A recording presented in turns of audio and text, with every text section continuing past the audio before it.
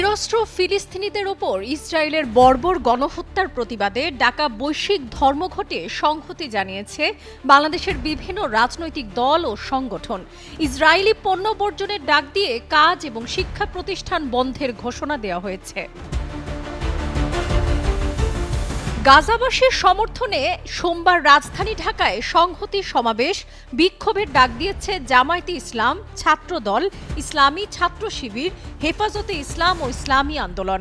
NCP কর্মসূচি ঘোষণা না করলেও দলটির নেতারাও সংহতি জানিয়েছেন সোমবারের বৈশ্বিক ধর্মঘটে। এই ডাকের প্রতি সংহতি জানিয়ে এরই মধ্যে বিশ্ববিদ্যালয়ের অনেক বিভাগে আজ ক্লাস ও পরীক্ষা বর্জনের ঘোষণা দেওয়া হয়েছে।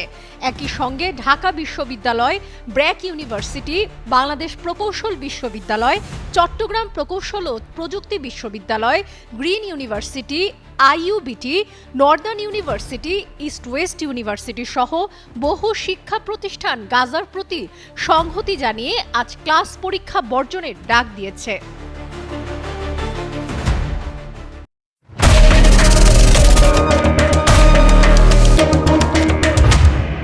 মার্চ ফর প্যালেস্টাইন নামের একটি প্ল্যাটফর্ম আজ সোমবার বাংলাদেশের সব শিক্ষা প্রতিষ্ঠানে গাজায় গণহত্যার বিরুদ্ধে এবং স্বাধীন ফিলিস্তিনের দাবিতে সংহতি সমাবেশের আহ্বান জানায়।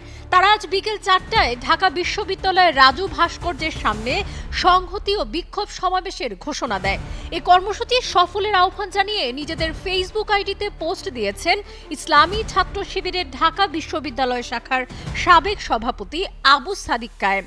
ছাত্র ইউনিয়ন ঢাকা বিশ্ববিদ্যালয় শাখার সভাপতি মেঘ মোল্লার বসু ফেসবুকে একটি ভিডিও বার্তায় আজ সারা দেশে ধর্মঘট পালনের আহ্বান জানায়।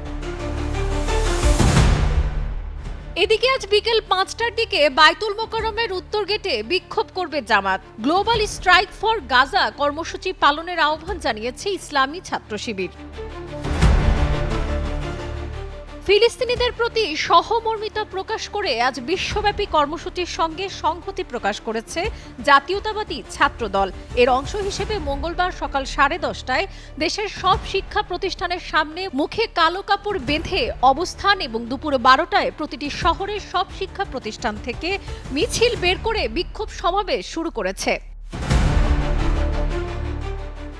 ইসরায়েলকে থামাতে বৈশ্বিক জিহাদ অনিবার্য হয়ে পড়েছে জানিয়ে বাদ জোহর সারা দেশে বিক্ষোভের ডাক দিয়েছে হেফাজতে ইসলাম।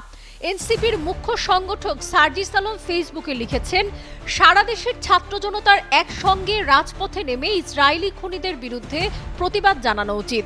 কোনো দল নয়, বাংলাদেশের পতাকা হাতে রাজপথে নেমে গণহত্যার বিরুদ্ধে দাঁড়াতে পারি। সাবরিনা কাজী, কালের কণ্ঠ।